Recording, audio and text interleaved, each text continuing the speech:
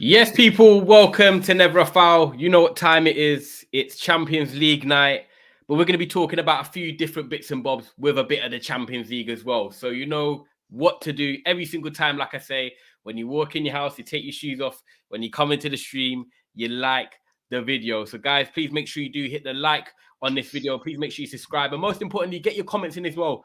I love reading your comments as well, especially if you see me on Trafford Tunnel as well when I juggle both this and Trafford Tunnel. I always love hearing what you guys have got to say. And we've got two main talking points today that we're going to go through. So I'm going to run up the intro and then I'm going to bring the guests in, of course. So big up.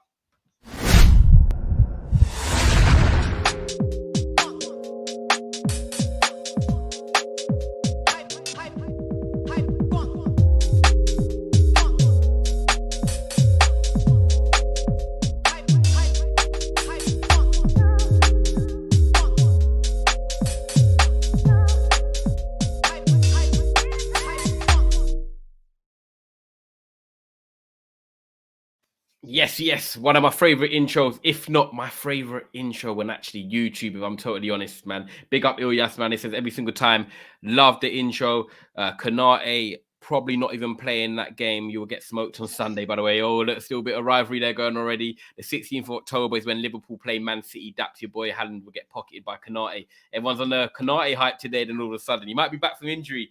But most importantly, like I said, let me bring in the panel because I've got one of the Never a Foul Gem host with me as well. Inter Milan tonight, taking on Barcelona. Will his Javier Zanetti coming out in him tonight? Or I don't know. Will it be a Diego Milito? Will it be up front where Edin Dzeko can rewind the clock? I'm going to bring in my main man, Mo.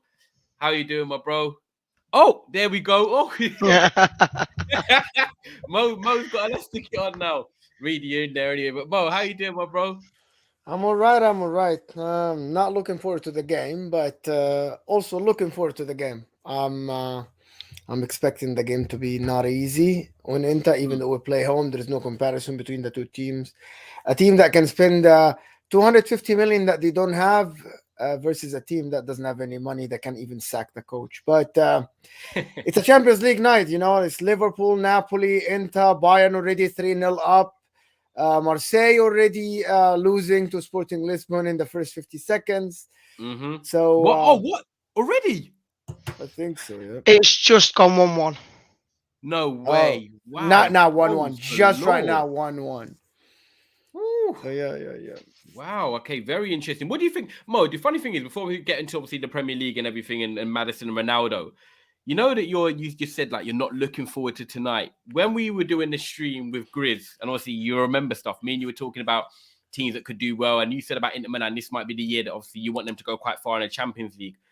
Why, obviously, in a month's time? What's happened between your mentality of you think you could potentially get out of the group, even though you know it was a tricky group? But like to now, you're like going to the game not confident at all, worried. What's happened to Inzaghi like and the team this year? What's changed? He ran out of ideas. His players lost faith in his. He's not buying. They're not buying into his plans at all. Lukaku has been injured for about like a month and a half now or more. Lautaro's not playing well. He's thinking about the World Cup, and the coach cannot get him into playing the game. And Skriniar has not renewed the contract. We thought he's going to renew. He said no, so he might just leave in January. So he's not thinking about Inter at all. And just players are not playing. Basically, in 2 months, everything changed because players just want the. What I think is that players want this coach gone. It's as simple as that. I want him gone.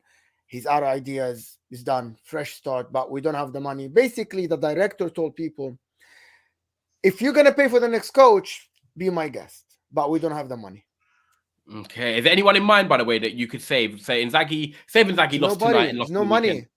They say there is no money. So he's staying no matter what then.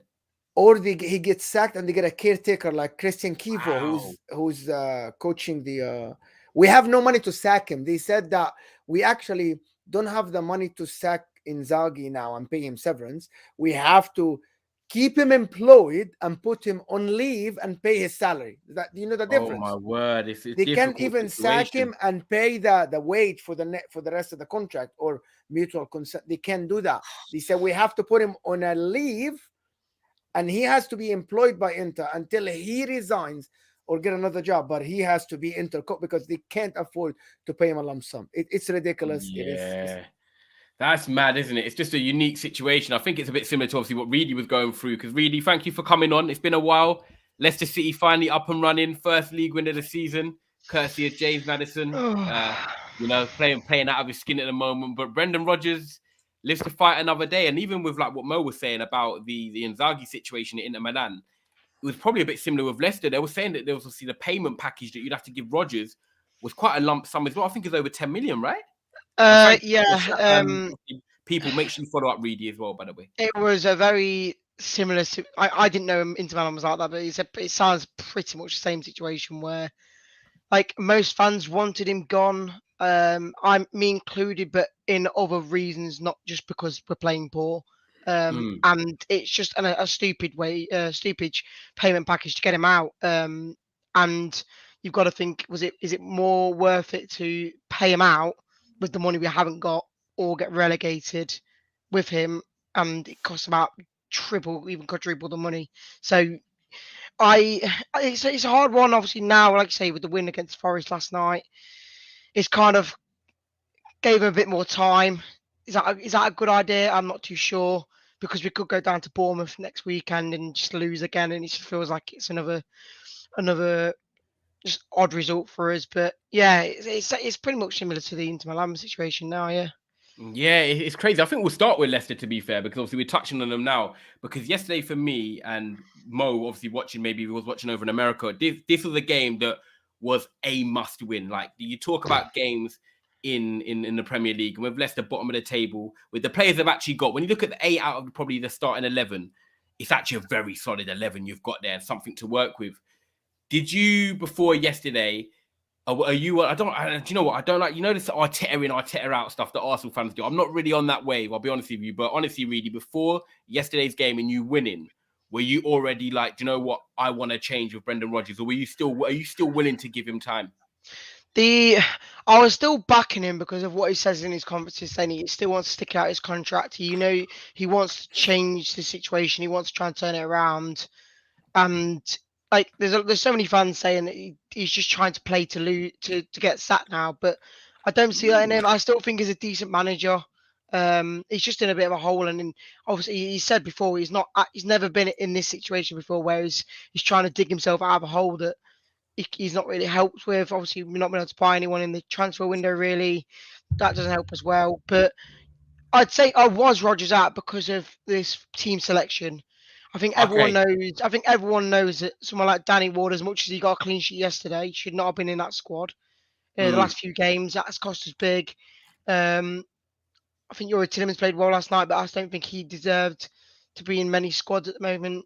But it's just little picks of players that haven't been playing the greatest. But again, from last night, you couldn't really fault it. So it's just like I say, between a rock and a hard place. No matter what, he's still going to be here into the Bournemouth game on the weekend, and I think you've got another game like Crystal Palace at home after that. So when you look at it on paper, you could potentially build some momentum. I'm just going to get through some of the comments, guys, and see what Mo thinks on this situation, especially being a neutral as well in the win yesterday. Big up Mustafa.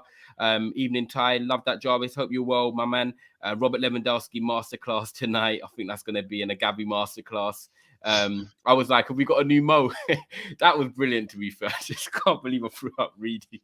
Smash the likes on your way in, guys. 100% buying a winning 3-0 at the moment. I would take Maddison at United. He deserves to be at a top 6 club. You do know Inter is crap and Barcelona is good. A little bit of debate going on there. Maddison could go to Newcastle in January.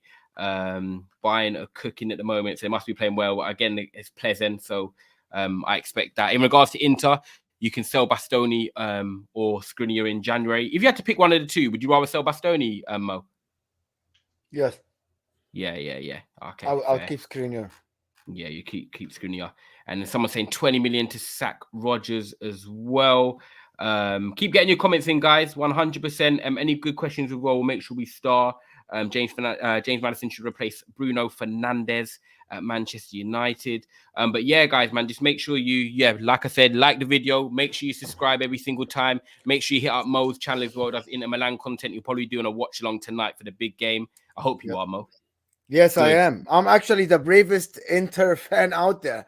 Everybody Good. told me don't do it, and I tweeted it out, and people say we're not even watching, and I'm like, just come in, enjoy my misery, enjoy me yelling and screaming at the screen, and Gotta be maybe I'm done. better than the other commentators. You know what? People in the chat, make sure we're gonna try to put the link in there if Ty can do it. Just give me a like, even if you're not gonna watch. Just go to that video. It's Yeah, gonna Mo, be send me before the send me the Champions link in the League. private chat and we'll put it up. I'm gonna send you that, and then just Yeah. go, people. Just help me. Just like the video. Yeah, It subscribe helps a and make big sure you deal. help Mo, Yeah, man. yeah, He's yeah. always on here doing great work, but he's also got his own Let channel, me. and especially Yeah. if you like your European content as well, man. Hey, listen, Leicester City.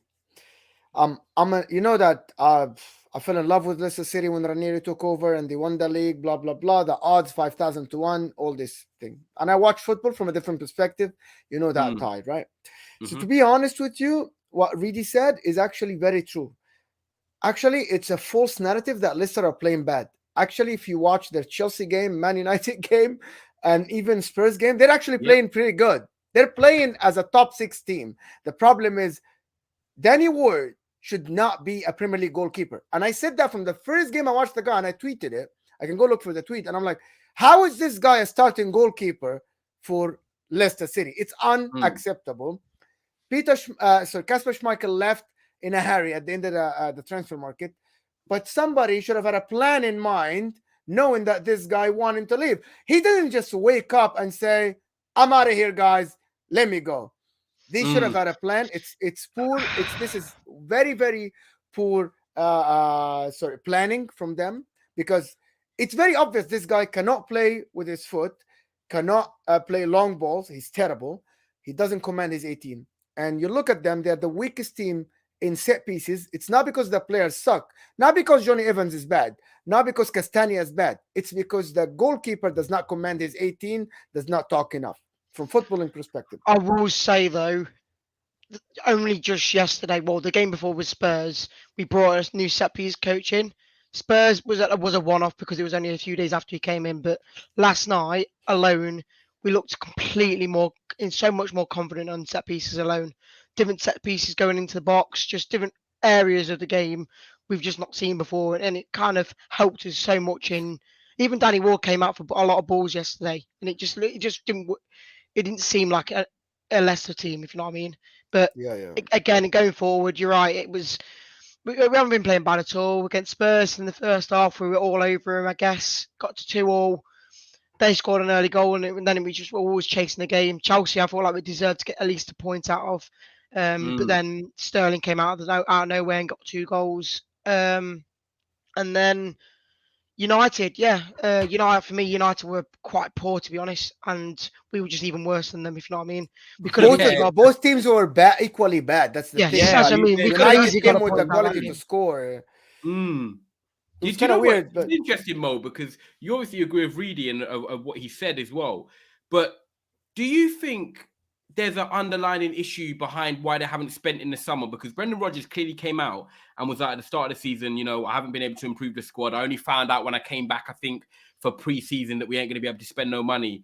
Do you think that it's the fact that, Leicester maybe underachieved a bit last season and they spent that money on like Boubacar Samari? They had players like Dennis Pratt that had come in from Serie A. Like, there's some players that kind of have gone under the radar at Leicester that you have signed for like that 20, 30 million. Do you think, with no European football this year, the owners have said, no, Brendan, we've gave you money the years before. You have not got European football now, so you're playing basically 1 game a week.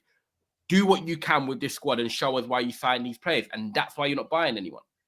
listen, he signed Bertrand and he signed Vestergaard. They were supposed to come and change everything. Like Vestergaard was one of the best big ball playing center backs at Southampton.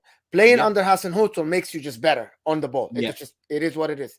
And Bertrand the same. But they came in and Vestergaard looked like he sent his brother or something. It's not the same player. It's a different guy. He sent his cousin or so. It's not the same guy. Like, he steps on the pitch, it's just a different person. Ryan Bertrand has been injured for the last 11 months, about 7 months out of the last 11 months since he joined. So for me, even Fofana was injured. James Justin was injured. And it looks like they spent enough money. Listen, Sumari, Daka, they spent enough money on these players. they had to get a result last year, and they didn't. I'm not sure. I think they finished 9th last year after spending most 9th or 8th. They spent most of the season. They spent in the bottom half of the table, and then they revived at the end of the season, which that should have been on the coach, and they should have been able to utilize the players. They spent enough money, Ty. This club spent about 200 million in the last 2 years. They already did. It's you talking about them versus Spurs versus Arsenal, right? Yeah, they spent more, you could say. Yeah. In the lot, and forget Zinchenko and Jesus, they probably spent a lot of money. I tipped them in the beginning of last year to finish in the top 4 because of the players they got. I thought Daka's going to be amazing. I thought Sumari's going to be great, and it just didn't work out for some reason. And then Vestergaard, I can't remember when did he come, but for me, Leicester City, it is something in the. It's something in the background that we don't know about why this team has lost that many games with these amazing players. You look at Maddison, and every club in the world would love a Maddison in their squad. Every club, even Man City, by the way, they would love a Maddison in their squad. Facts. Well, let's get on to Maddison because, Reed, is there anything you want to say to Mo? Because that interesting point you just made there at the end, and I'll get through some of the comments as well, and then we'll get into Maddison. That, Rodgers rightly hasn't had the money to spend because, like I said, he spent a lot the year before. Mo's also echoing that, the Dakas, the Samaris, even the Vestergaards and Bertrands. But what he just said there, something going on behind the scenes. Now, I'm not saying that Rodgers is one of them managers that causes risks. He seems to be a manager that wants to be left to his devices, crack on with his coaching, and just lets his football do the talking. But do you think there's been a bit of an unrest or there's something going on behind the scenes? Or do you think, no, it is just results only? The reason why there was no money is it was even one of the match day programs that the club wanted to put more investment into, like all the building around the area and obviously we built the new training ground and all that money is going into the future of Leicester City and building around the kind of the whole company of it. But yeah, he said that we just didn't have enough money because obviously we did lose so much money in the owner's businesses, as in the duty free stuff, trying to cooking power and all that. But yeah, it's just a situation where we just haven't got the money to spend. And he is right that we did spend a lot of money in the last 2 years, and probably 75% of them players just didn't do anything for us. And realistically, that's kind of cost us because then we got a lot of injuries into the squad. That cost us as well. And to be honest, I didn't think last season was that bad in the end. We finished 8th, one spot off any sort of Europe. And I think if you've got to think some of the results last season where we absolutely bottled, like the Spurs game, I think we're only like 1 or 2 points off getting 7th place anyway. So for me, it wasn't too bad. Strong, to be fair. Yeah, you did. It wasn't too bad last season. It's just this season we've had I wouldn't say it was the hardest start, but we've had games where we should have won in the end. But then you do come into the likes of playing against Arsenal away, Chelsea away. You can't expect points, even if you deserve it, you don't expect points there. So it's just a hard spot in the season now, and hopefully with these 4 or 5 games coming up that before Man City away, realistically we can get points on the board.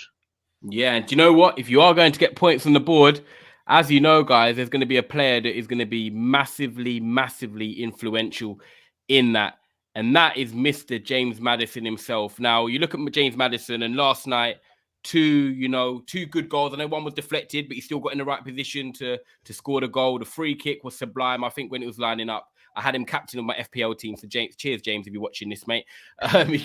He whipped the free kick in. But I just think with James Maddison, you look at it here, goals and assists, most combined since May the 11th. Now, I know I get it. It's a small sample because you're looking at May and it's sort of the end of the season, but you're carrying it into this season.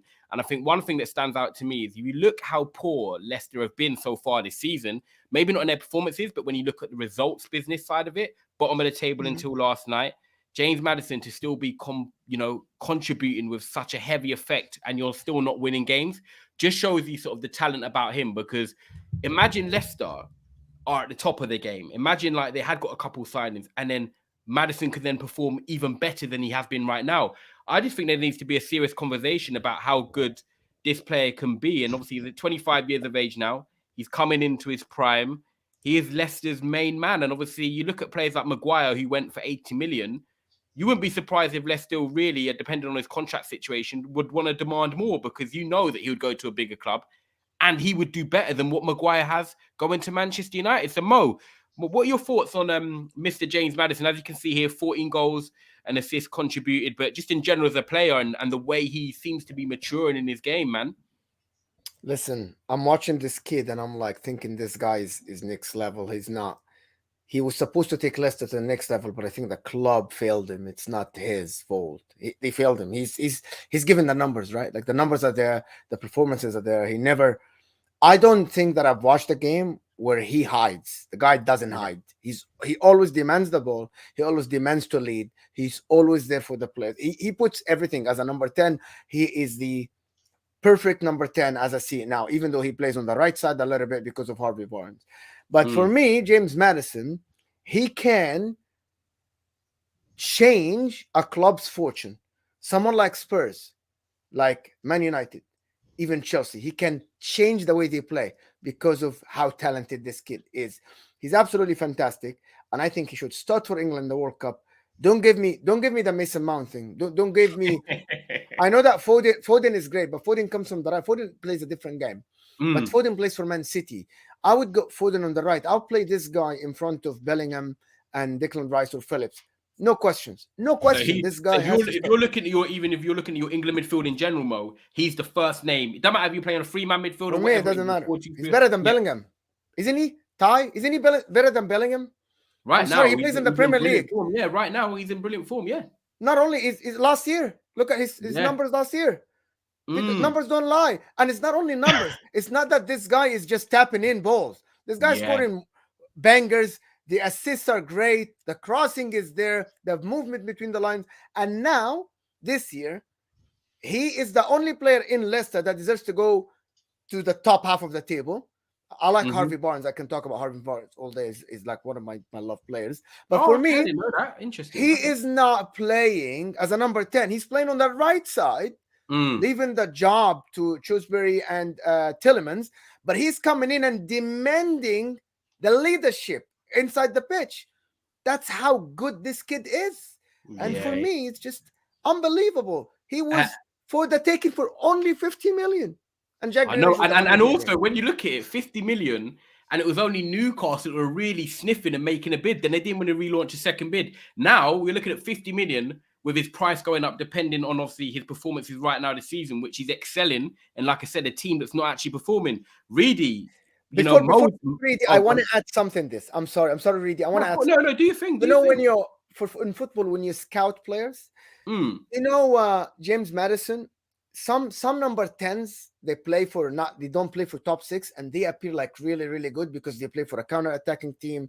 They play for a team that doesn't have the ball. Do you know that Leicester always have ball position?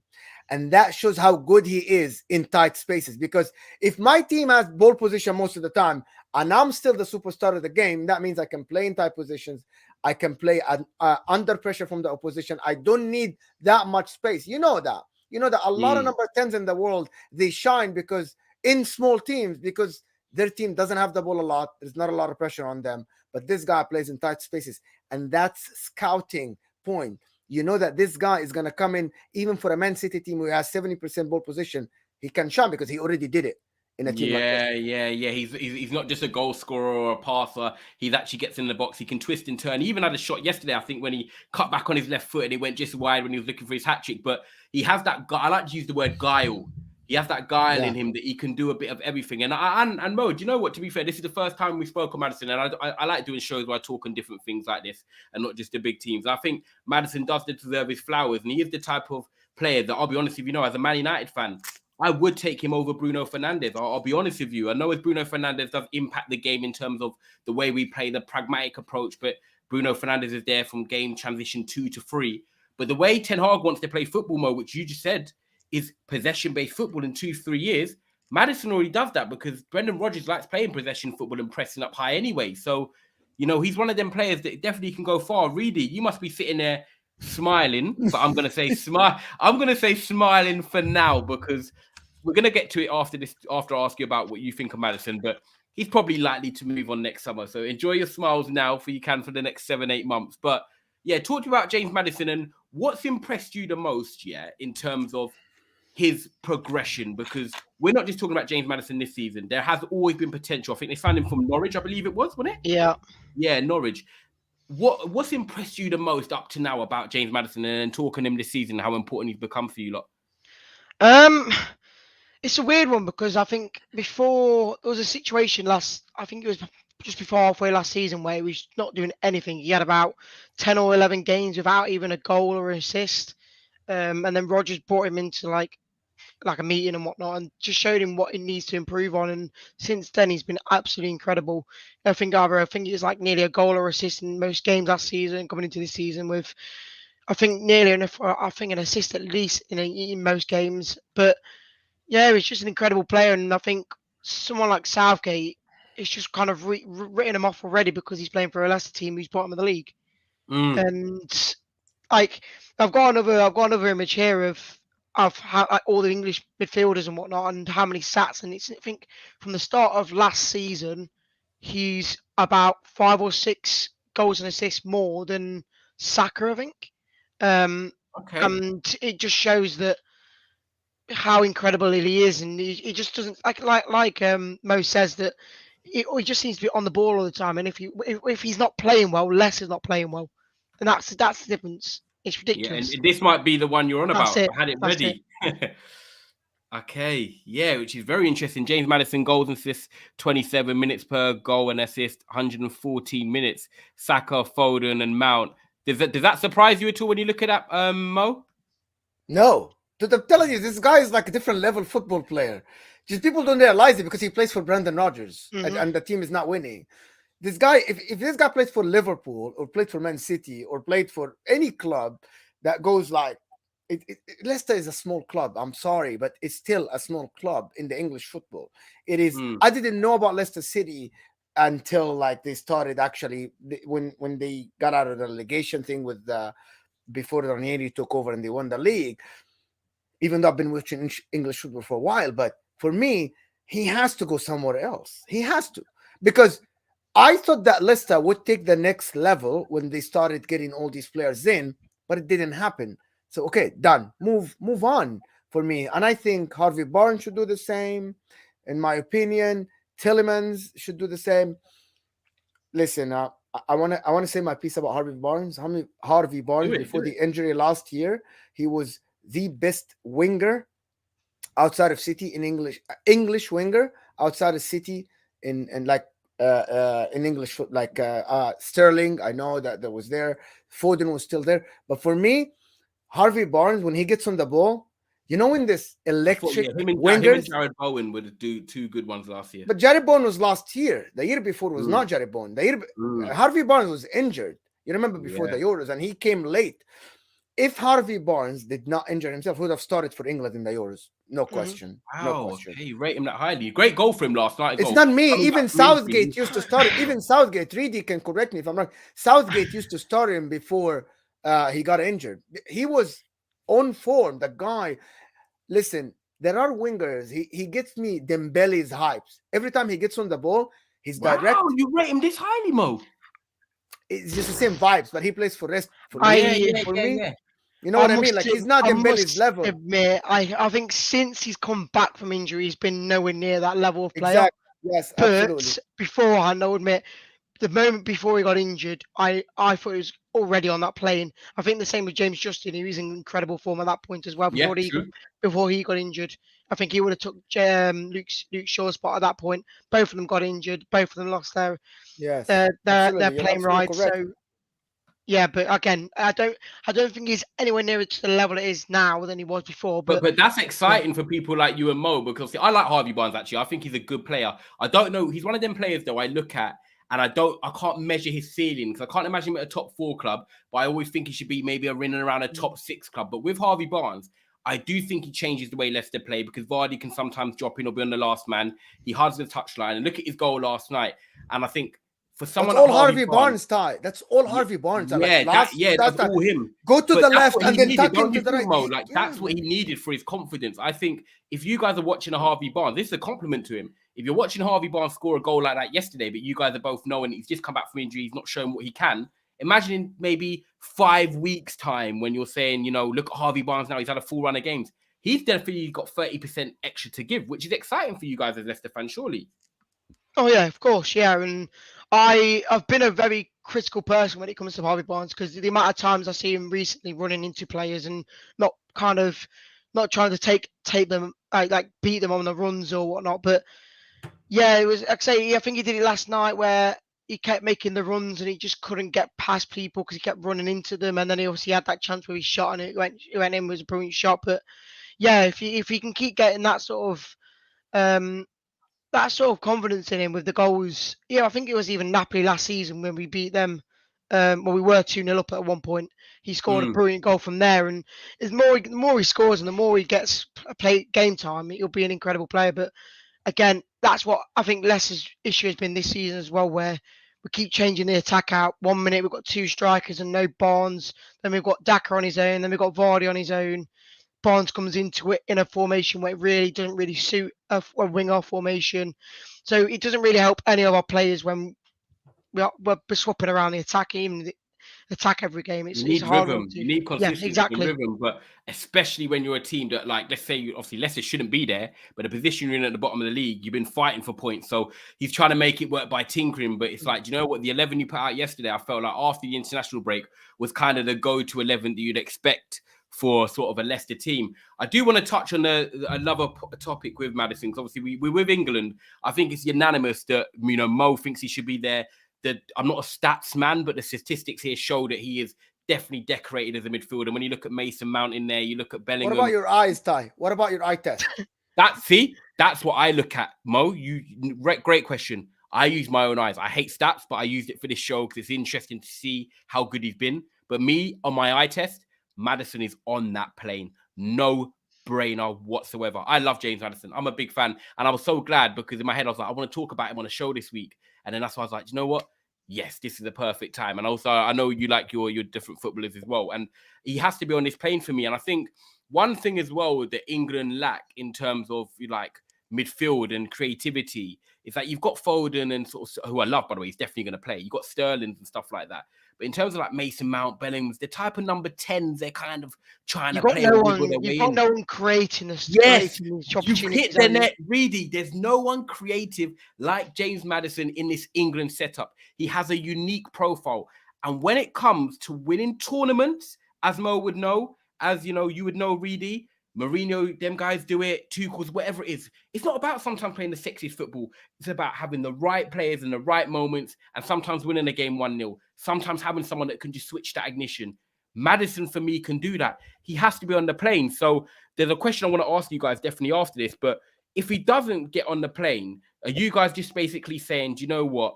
There's an agenda towards, you know, Maddison. And I don't know if he had an incident a while back with Southgate. I don't know if there's something that happened. He didn't turn up to camp or whatever it was. But do you feel like there's an agenda, Mo, if he's not on this plane and he continues playing the way he is? It's not an agenda. It's just Southgate is an idiot, in my opinion. It's just as simple as that. If you pick Maguire and Shaw still when they can't get a minute in their club and you're not playing Ivan Toney and you're taking Ivan Toney with you and Fakayo Tomori and not giving them a minute, you're an idiot. You are too loyal to these players. Yeah. Yes, they have played with you for you, okay, but they haven't been playing okay. Great. Just change it, man. Just change it. Get someone like Maddison. But now there's no chance. He didn't try him. I think he knows, but the World Cup squad is going to be 28 players. It's not going to be 23 like every year. Okay. So I think that changes everything. So he should be there. The thing about it that for me, I know the question is, should he be in that squad? I don't care about the squad. I care about the 17, 18 players that are going to be used. He has to be one of them. Yeah. I don't care if you take Ivan Toney and not give him a minute. He's on the squad, yes, in the training ground. But for me, it's about he has to be one of the 18. There's nobody better than him. Yeah. On the pitch or on the bench, there's nobody better than him. I don't see it. And what does he see? This guy Southgate? I don't know. I don't get it. Yeah, do you know what? That's a great point as well, because 26. I Mustafa agree with corrected me. It's Mo. I think there's 26. context to it. And I agree with you. 26, 28 man squad, whatever it is, Yeah, right? Thank you, But Mustafa. whatever it is, big up Mustafa, but whatever it is, like you said, he shouldn't just be in the squad like how Theo Walcott got taken at 16. No, you're in the squad because you're going to play minutes. That's how you make the difference. You're going to make the difference by playing on the training pitch 2 hours before a game or 2 days before a game. Reedy, like Mo said, we have not got no more friendlies left. He's not picked him for them friendlies that are just gone. Do you think that Southgate would say, do you know what? I'm going to do the right thing and pick a player in form? Or do you think, no, he's going to make his bed and he's going to lie in it because he hasn't picked him yet? Good point, Mo. He won't pick him. I already know that. He will not pick him because, like, I don't know. I'm always going to say it's because it's a Leicester bias and he won't pick somebody who's bottom of the league at the moment. Even when we're top 10, because it's a Leicester team, he just doesn't want to seem to play it. And the way that Southgate plays more of a defensive style as well, he don't really fit into his squad because he normally plays two kind of more defensive mid players and then you play wingers. It doesn't really fit in. But then if you're taking the likes of Mount, then like if you're taking Maddison over Mount, who does drop out? Because do you drop a midfielder in that team or do you drop one of the defenders in that team that you take on the plane? It's a hard one, which I'm like, in some He way, has to drop Phillips, Reedy. Reedy, he has to drop Phillips. But that's what I mean. But are you? But he played 40 minutes. He played 40 minutes, Reedy, until this moment. I get what you mean. But I don't know if he was to drop him from the whole England squad to not take him on the plane, are you losing out on that sort of player that you might? Yeah. So what are we saying? Are we saying that are you saying, Mo, that where would, because if Southgate plays a back five, where do you play Maddison? As one of the three in the he's going to play two in the midfield or three. I play Maddison on the right. You have Foden, Sterling, and Kane, and then you want the honesty? Which would be Declan Rice and Bellingham probably. He won't fit in that squad. He would. He fit on the right side for Leicester. He did. I don't. I'll be totally honest with you. I hate him on the right side. But he's coming in and performing, Reedy. So why are you complaining, bro? I don't know. I every time I see him on that wide position, he's always he's not a constant good. I know what you mean. You feel like he's playing because he's good, but he's not playing in his preferred position to excel. No, but he's coming in inside, Reedy. He's coming in inside, in behind the forward and demanding the ball. He's not just sticking to the line. Like, okay, he's not doing that. Oh my God, because you have wing backs now. Actually, just let me tell you. But do you think he would get put in spot instead of someone like Foden or Sterling? I don't think he would. That's the thing. I would maybe play. I don't know who's gonna start, but for me, he doesn't have to start. You know what I mean? You can start Foden, you can start Sterling, and he can come in, because when you play five in the back and you have two wing backs like Chilwell and Reece James, you actually don't need the wingers to hug the line. You actually need the two wingers to tuck inside to give space for the wing backs to occupy that area. That's why you play five. Do you know you play four, it's different. I've got a random suggestion. If that happened, right, don't laugh at me, people. But you know, we did play a back five, right? And Maddison was to play on the right. I know we've got Saka and Sterling there that would probably be first choices. But imagine they got injured and Maddison had to play there. I could imagine Maddison coming in, like Mo said, with Reece James overlapping. But you know the balls that De Bruyne has been playing recently for Erling Haaland, whipping him in from the right? I'm not saying that Maddison's the same as De Bruyne. You know what people are like when they clip you. But in terms of profile of players that can deliver a good ball, Maddison can do that from the right-hand side. So do you know what I mean? Tactically, he could come in and maybe deliver some great balls for Kane. It's an option. Central, out wide is an option. We need something different. I just think he has to be on this plane. And then the last thing I want to talk about, which is really important before we do 20 minutes on Ronaldo, is James Maddison, Reedy. I want to ask you first as a Leicester fan, because Newcastle come in with 50 million. In the summer, you said no. They said you wanted 60 million. They didn't come back in. His price is probably going to go up. He keeps performing like this. And yes, his dreams and aspirations to play in Europe. Now, one, do you think he's definitely off in the summer? And two, where do you think he goes, or where suits him as a Leicester fan? If you could take your Leicester fan and you were like, do you know what? I'm happy to see you go. I think you could go to this club. Where are you picking for him? And then Mo, I want to see what you think as well. Well, I won't answer that question because I don't think he'll go. You think he stays? He has been the most loyal and dedicated person to this club. I think since we bought him from Norwich and we gave him that opportunity to play in the Premier League and improve his game, he's been anything but perfect, nothing but perfect. It was like if you hear him in his interviews saying about all of his in-depth kind of conversation about what he's done to improve on his game and what he gets talked about in behind the scenes with Rodgers and whatnot. He all he wants to do is play football, and I just don't think unless. I don't think I don't even think he's that sort of player to be like, oh, Man City's coming in for him. I'll just go there, and even if I'm on the bench, I don't care. He won't play. He wants to play football, and his best chance to get into an actual team to a level is Leicester. I think he could go to maybe he could go to maybe a West Ham, but I don't think that's maybe that much of a level up. But then Tottenham? you go to I don't. What do you fit in? He can't play Tottenham. He can't. Okay. You forget that then because of the formation. Interesting. Yeah. So you I don't think he would really.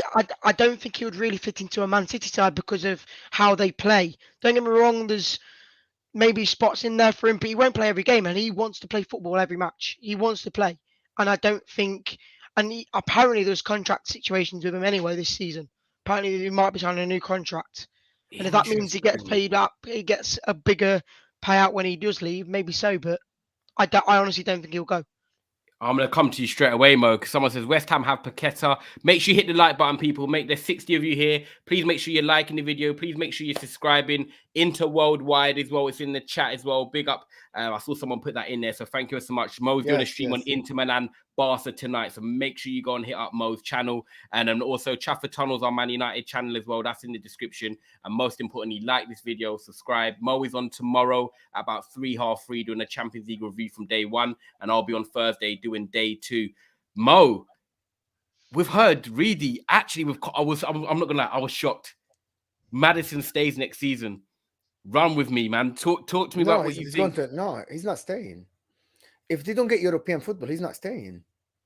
He's gonna demand playing European football, especially if we believe Reedy saying that Southgate is not gonna take him.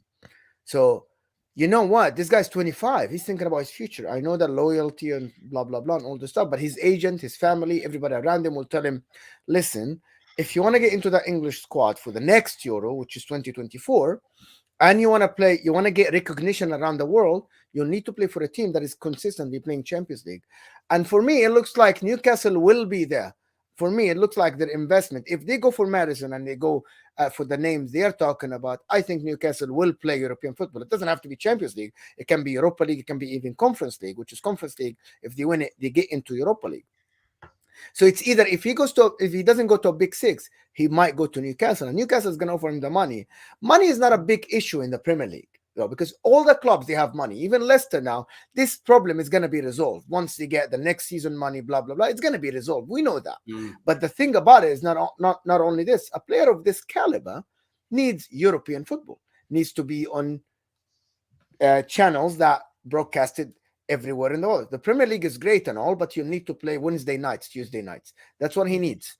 And Leicester, if they can't offer him this, he's going to say, my ambition, my future, I'm in the prime now. Because you remember, Ty, not a lot of players be at their prime at the age of 24, 25. They normally reach that at the age of 28. 28, he peaked early, but not too early like Saka and Foden and these guys. He peaked at the right time. He has about 6-7 years that he can give at a top level club, like someone who goes to Champions League regularly.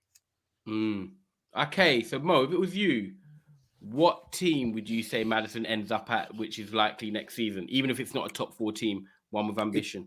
It might be a surprise Man United bid for him. It might be that. Interesting. If there's any team I'd pick, I probably would say someone like that, because they are the sort of team to be like, we'll splash the cash just to get this sort of player in. I think you did that with, I don't know how much you bought Bruno for, but that's sort of the level that the moment that sort of player came in with the creative kind of midfield that you needed, everyone was going hyped about it. And I think there was a rumor, I think it was near the time where we played you that year, but you were actually interested in Maddison at that point, and I think you put about a bid in as well. Yeah, we were lurking. He's gonna get sick of Bruno, Ten Hag. He's gonna get sick of him. Yes, that's what it is. He's going to get sick of Bruno, and I think someone like Maddison, like you guys are saying, perfect age. He's probably gettable because we can hopefully try and get into the Champions League and give him what he wants. Mo, big up Daps, man. I hope you're blessed, bro. Love every time. You know what it is, man. Mo with some sly Foden slander about peaking too early. Bayern must be 5-0 up. James Maddison. It's not a slander. Daps. It's not a slander. You know, like Saka and Foden. It's just there's too young for that much pressure. So high, they've got to maintain it for so long. Oh my God! Yeah. And, but it helped. It helped both of them that Gabriel Jesus went to Arsenal and Haaland went, because you get in a hat trick at the derby and the talk is still on Haaland. That takes a little bit of pressure off his shoulder. But so for me, that's what I mean by too early. Is like, oh my God, there's too much. Everybody's talking about you. Everything is under the microscope. Every single pass is being analyzed on TV and everywhere. That's the problem. Yeah, no, I hear you, man. What a player Foden is as well. Big up to him for his hat trick. And it's funny because Daps said he would play as well, because see, I know he would play, but in terms of like nailed on starters, it's like Foden, because he knows the derby and how much it means, especially being from there. But no, it's a great section of Maddison. It's going to be so interesting to see what happens with him in terms of, you know, the next 6 weeks, if he does get on the plane. But guys, make sure you're liking the video, please. Make sure you're subscribing to Never a Foul. We've got content coming every single day at the moment, so just keep supporting. And like I said, Mo is doing an Inter Milan Barcelona watch along as well after this. So if I get the link again, I'll make sure I post it in when we wrap up this stream. We're going to do another 20 minutes max, because we've got to talk on Mr. Cristiano Ronaldo. Probably a lot of time that people, Manchester City fans here, Man United fans, Liverpool fans, whatever it is, have been waiting for. But you know, a report came out yesterday from James Ducker at the Telegraph. You know, Manchester United are willing to let Ronaldo go if the right offer comes in. Now, I'll probably talk last in this because I want to really smile in. It's going to be interesting to see what neutrals have to say, which is always an interesting take. But as you can see the scenario, guys, we lost our first 2 games. Ronaldo started the game against Brentford. We lost. Can't say it's his fault, but he lost. We then take him out the side. We go on a winning streak of 4. And then, you know, we go to the Man City game and Man United don't turn up.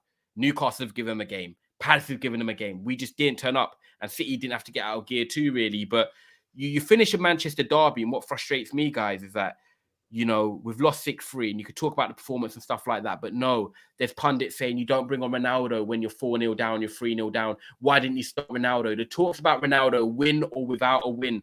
And I'm just sick and tired of it, because at the end of the day, with Cristiano Ronaldo, you're not going to bring him in to a game at 3-4-0 down when you're playing a Man City team that runs, has loads of energy. You need to be able to press. You need to be able to hold the ball up, do the all-round game. It didn't suit his game. Ten Hag, damn right, for saying I'm not going to bring him on, and, you know, whether it's damaged his legacy or not. At the end of the day, we need to protect him and protect his body, because he's still 37.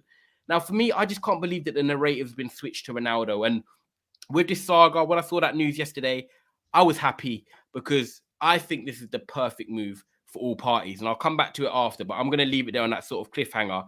Reedy, you look like you're rubbing your hands together and you've got something gospel to say. And then I'm going to come to Mo, who has seen him play against him in Italy as well. So what's your thoughts on this Ronaldo situation, him now potentially leaving in January? Is it the right move? Have you been shocked by the way we've handled the Ronaldo situation and the way he's played minutes this year? Like, what's your take on this from a neutral side?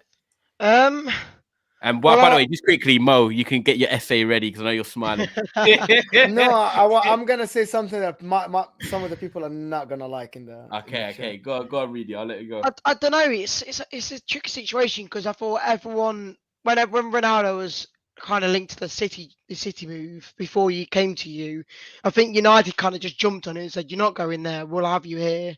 And then ever since then, people have been saying he's the issue. You've not been winning games, which I don't think is the issue. But again, I feel like you're having to, if Ronaldo's in that team, you've got to play to his style, because otherwise it won't work for him. You've either got to play to his style or he doesn't play in that squad. And for me, I don't know. It's a tricky one, because I've always not been I've never been a big fan of United, and ever since we beat you 5-3 about 6 or 7 years ago, I remember. It was always a big one to beat you. But I think I can't really say too much on this Ronaldo situation, but I feel like it might help you in a way to get rid of him, because I feel like if he's in that squad, it's all about him, I guess. And people are saying if Ronaldo don't perform well, you're going to lose a game. But without him, you seem to be a bit more of a cohesion team. It seems to work better in the attack. It just feels like you're a better United squad without him in that team. And even with someone like Casemiro, like, you brought him in as well. It's like you brought him in to be one of the main players, and you're not even playing him. I don't get it. He will play this Sunday. I think this is the time to perfectly integrate him in. But you know, my question here, even in the comments, guys, just put a simple yes or no as well. Are Man United better off, you know, getting rid of Ronaldo? And I definitely will make sure I get your comments up, guys, as I know I'm sure they smash in. But Mo, I'm intrigued to see what you say, based off the fact that obviously I know we're a bit older than Reedy as well. You're a bit older than me, but in terms of you seeing his like career though, in terms of, you know, coming to Manchester United, the whole first stint, going to Real Madrid, the knee injury, going to Juve. You've seen the way his body and the way he's changed. And then he came to Man United and it's not unfortunately worked out. So, yeah, I'm very intrigued to see what you say from a neutral perspective on this and this news. He's done. He's done. He was done at the end of last season. He's done. He had to leave. And Manchester United, they were still looking at the marketing aspect of the player. They had to let him go by mutual consent. I don't think he's selling jerseys this year. I don't think his marketing value is even 20 or 30% of what it was. Like when he came in last year, he sold a lot of jerseys and stuff, and they made a lot of money off that move. But I think they made a mistake. And that mistake is, how much is he making? 400 a week? 450 a week? So that's a big mistake, by the way. And he could have freed another spot on the roster on the wage bill for somebody else. They didn't. He is not useful for the club at all.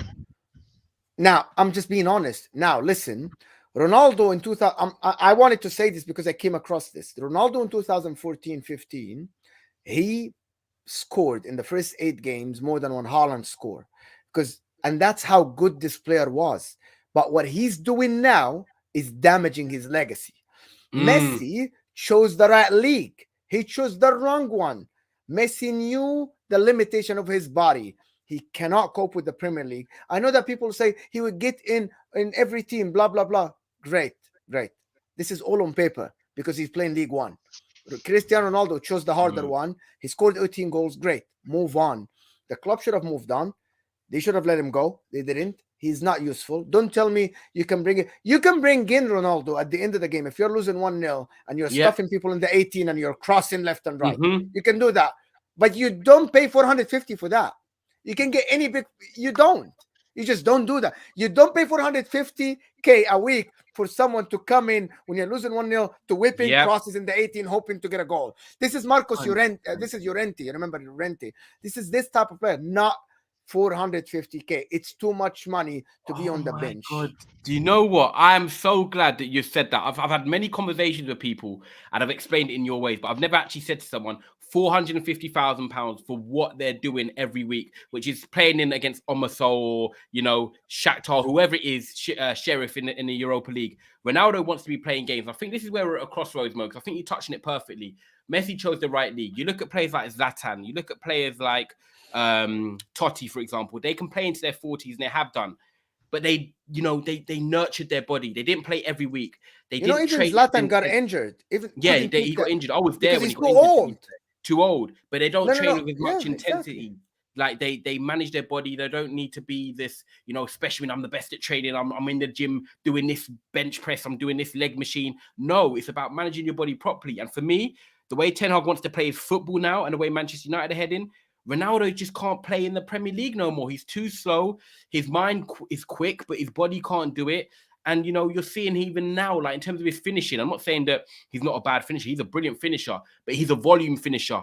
Ronaldo scores when he has chances. Man United are not creating 100 amount of chances every game.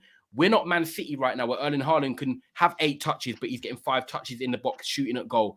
Man United are a team right now, pragmatic, trying to build confidence, trying to get results. So when you're Man United right now, you have a player like Martial, whether people like him or not, that can link up play, can drop in like Jesus and them type of players, Harry Kane, and link up play. Because when you're not creating chances all the time, you need a whole team to get together.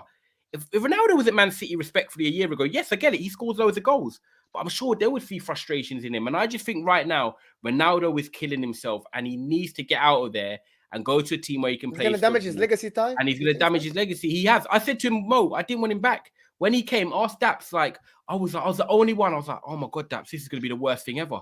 Like, he's just going to mess up the team. And like Reedy said, you go back to it, it's all got to run through him. He's not really willing to change his game now.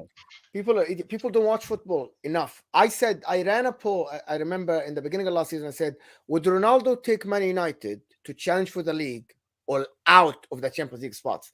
In my opinion, don't tell me he's not the reason. It's the thing about the way you play football. As you said, he scored 18 goals, yes, but Daps says it perfect. You took goals from other players. You took goals from other players. You scored 18. You scored 18 and the rest scored 10, but the whole team could have scored 50 without you divided by other players. Because everybody's looking for you. It's exactly that. 100%. No, I agree with you 100%, and I agree with what Dap said as well. Let me get through a few of these. Big up everyone that's watching. Nobody mentioned Salah, my countryman, in the comments. Nobody mentioned Salah. He's coming back. Yeah, I think they've gone with I see someone put team reason earlier. We've gone over 4-2-3-1. Ronaldo is crap now. The facts are the facts. Unfortunately, he's not good enough for you guys anymore. Gakpo seems a likely signing. I agree with you. If Ronaldo goes, I think we'd try and sign Gakpo. Whether he can come in or not in January, we'll have to see. Facts Mo in regards to what you said about Ronaldo. Sancho, we haven't spoke about him on this show, but actually on Trafford Tunnel, which is down below in the description, Yusuf, you know my channel, I actually did a show on Sancho yesterday, so you can go and watch that on Trafford Tunnel, which is obviously our other channel with Never a Foul. Make sure you hit that like and subscribe, and also subscribe to Mo as well. He's doing a watch along in about 30 minutes on the Inter Milan Barcelona game, so make sure as well. Solo, if you could drop the link in again for Mo's channel, then I'll star it and I can plug it at the end as well for people. So thank you very much for. If you could drop the link for the video itself, for the watch along. Do that. Yeah, drop the link in, Solo, man. Solo's sick with the links. I love that, man. I really appreciate your support. This one's interesting as well, guys. Portugal's national team needs to move on. Funnily enough, there was a report apparently last week. They booed him. Performance. They booed him. Yeah, they said it's Portugal, not Ronaldo FC. What do you man think? What did you man? I'm not gonna lie. I didn't expect that from a Portugal national newspaper. Are you surprised? Really? The thing with someone like Ronaldo, it's, I think everyone's still hyped about him, but I think now is the kind of the role where you bring in the sort of the likes of Haaland and Mbappe. They're the new main guys, and I think Messi and Ronaldo are the ones that are kind of slowly dying out of their eras. And I think soon enough it will be the point where everyone's going to be talking about them, but they're not going to be able to play enough to get to that level now. Yeah. What do you think, Mo? Were you shocked? You seem to be loving that. Like it's like, oh my god, the nation are realizing. No, someone had to step up and stand up to this guy Ronaldo, who's like playing. Why are you playing for Portugal, bro? Just retire, man. You're not giving anything to the team. You're not. Yeah. It's as simple as that. Like I didn't like that he wants to play. Go to the World Cup, be a squad player, but don't demand minutes. Like there are a lot of. I'm sorry, Portugal. I watched Rui Costa, and I know you did. I watched Luis Figo. I watched that squad. You know what I mean? I watched Deco, but I think this squad can do something. I agree with you. So good. It's an open World Cup, and you look at the team. João Felix, people are saying here. Would you guys agree that you'd probably have João Felix, Rafael Leao in over Ronaldo? Bernardo Silva can play on the right. Yes. Come on, just give me a stop. Like stop. There's too many good players to start Ronaldo at the moment. And this is the thing. This is where Portugal is stuck right now. And the manager who has such a good relationship with Ronaldo. World Cups every 4 years. You've got the best talent right now in João Felix, Rafael Leao. There's no guarantee they're going to be available in another 4 years if they have injuries and stuff like that. Are you playing the World Cup for your country and trying to win it? Or are you playing it because it's Ronaldo's last World Cup and you're trying to get Ronaldo a trophy? For me, they're trying to get Ronaldo the trophy in terms of the manager and playing him.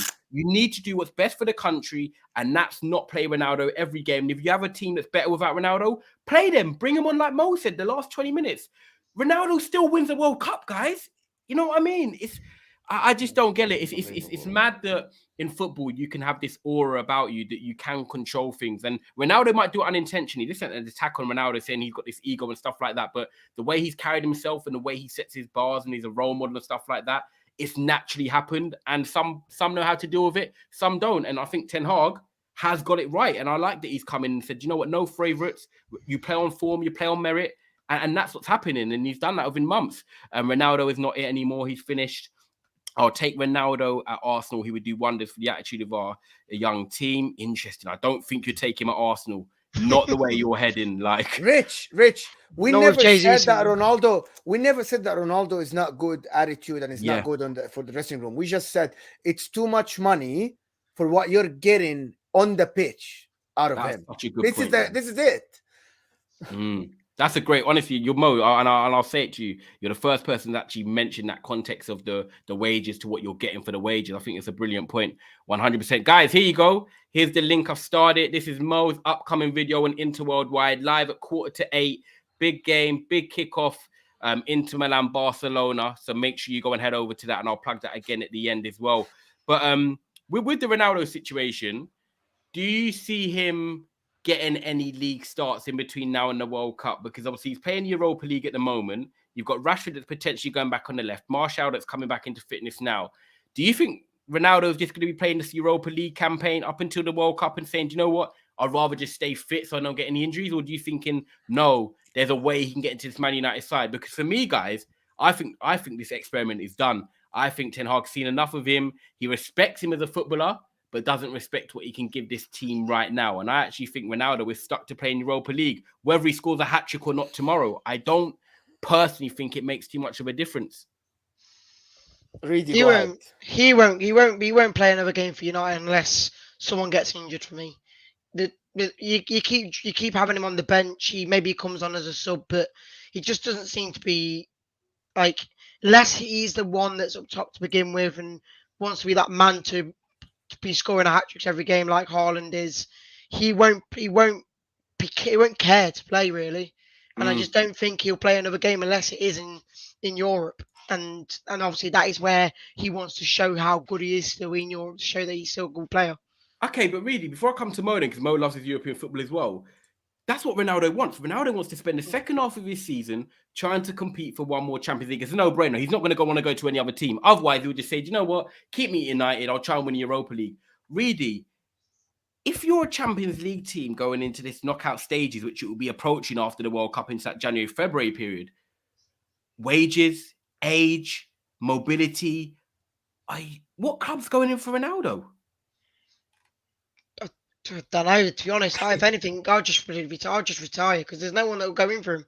I'd say it's probably the best now to just retire after being at United. He kind of started his career there, I guess, and now he's come back to try and show what he can do, and he's kind of shown what he can do from last season. But now a new manager's come in, he doesn't want him. What's like? Why would you like? Where would he go? Where would he go? Yeah. He won't go back to Juventus. He won't go back to Real Madrid. Do you think Sporting Lisbon's an option before I come to Mo? Maybe they just want to end his career off. I don't know. No, the way they play football doesn't suit him. So listen, Okay. one thing. You know Halle when he played in the Premier League, and then he went to Ajax West and Ham. he thrived. Yeah. He played for West Ham and he thrived. You know the difference is Ten Hag already had the system working, so he didn't need a very mobile forward. He is not. He didn't. He needed someone who can just stay in the right places, smart enough to pass the ball left and right and put the ball at the back of the net. Ronaldo can do that. But as United at the moment, you're not playing that football yet. So you need a dynamic forward. You need a forward that will get involved in the build-up play. And that's not Ronaldo. If you had the team already cooking and working and you only need the forward like Halle, he might have scored 20 goals. You know what I mean? But you don't have that. The only team that I see Ronaldo playing in Europe and just standing there and not doing a lot and still scoring goals is Atletico Madrid. Diego Costa and Luis Suarez, they didn't run a lot for Atletico Madrid, but they still scored goals. He relies on the other lines to do the hard work, Diego Simeone. He can come in the last 30 minutes and score if they need a goal. You know what I mean? I know that people think they play on the counter, but it's not about the forward. It's not about the forward. They play on set pieces. He's brilliant at set pieces. They play on crossing. He's brilliant at that. They don't want anything from him. So for me, if I'm Atletico Madrid, but they said we can't afford his wage and we're not paying a penny for him. It's as simple as that. Both the club and the player need to agree that he leaves in mutual consent. They have to do that. Yeah, that's no way somebody's coming to play. No money problems. We allow you to leave. Good luck. Thank you for coming back and trying. You've done 18 goals. I get it. But, you know, the team not better off. So I agree with Mo 100% on that. There was a comment from Viking saying Mo's praying because he's getting ready for Lewandowski. I am nervous about Lewandowski. I'm not nervous about Lewandowski. I'm just nervous. I like that though. It's good to have that big game feeling within you, don't you think? Like, it's nice. Yeah. Man, listen, I if we lose, I want to get a thrashing. so the coach would go. But losing 2-1, it's like like we did what we can. we You know put what a I good mean? performance. We had a good performance. Barcelona. If you lose, you get a thrashing. Otherwise, you get a draw to win. That's just my opinion as a fan, because I want this coach gone. If he's not going to 100%. I can hear where you're coming from, guys. Like I'm going to wrap up the show now, but guys, make sure you do like this video. Most importantly, please make sure you subscribe. If you walk in your house and you take your shoes off, you walk into the stream, you hit the like button. Make sure you support Reedy as well. If you follow Never a Foul on Twitter, his Twitter is there as well. I know he doesn't do a lot of content and stuff now, but throughout the season, I will bring on Reedy for Leicester 100%. And then Mo is doing a watch along for the Inter-Barcelona game in literally 20-25 minutes. So make sure you just go and subscribe now, hit the notification bell and support. Also, any Man United fans that have been here today, we do Trafford Tunnel as well, which is part of Never a Foul. So I do both.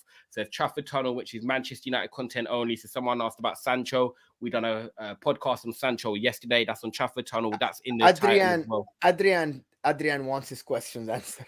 Oh yeah, and then that's it. And don't worry, bro. I've got it there. But yeah, man, it's going to be interesting to see what happens with Ronaldo. But I think both of us agree that better off is the long-term project without Ronaldo. Big up Jarvis. I'll read this out as well. He says Ronaldo attitude and physique is out of this world. It wouldn't surprise me if he can come back and prove us all wrong, but he needs to fight for it. I think it's done, Jarvis, in the Premier League. But I respect your comment, but I just feel like the cycle's over. Strike the like, man. Them Mo's watch along right here. Big up Solo, man, for all the links, man. 100%.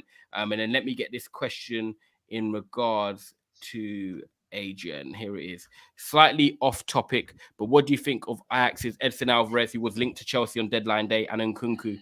Would be interesting to see how they play in the Prem. I'll quickly go first. Edson Alvarez, for me, is that type of midfielder. I'm not going to say he's like Rodri, by the way, in terms of like that side, but in terms of stature and build, when you've got a lot of good technical footballers around you, sometimes you just need someone who's a solid physical proposition there, can do the basics, get the ball and give it to the midfield and break up play. Edson Alvarez is just one of them players that I feel like if you put him in a team and expect him to work magic, it won't quite be there. But if you put him in a team where a system and a foundation is put in place and you're just putting him in the bricks and the walls, perfect, because he'll get the ball, keep it simple and give it.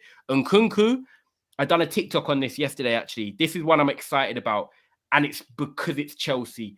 I like Nkunku as a player. In terms of him, he can be a bit up and down in form. You've seen him at PSG. He's moved around a couple of clubs, but I feel like he's ready for the Premier League. He can dribble. He's physical. He can run. He can finish. And the way Graham Potter plays, and you look at Pascal Gross, you look at Leandro Trossard and players that play in different positions, Lallana, the way they play, Nkunku's perfect. He can play on the left. He can play number 10. He can play up front.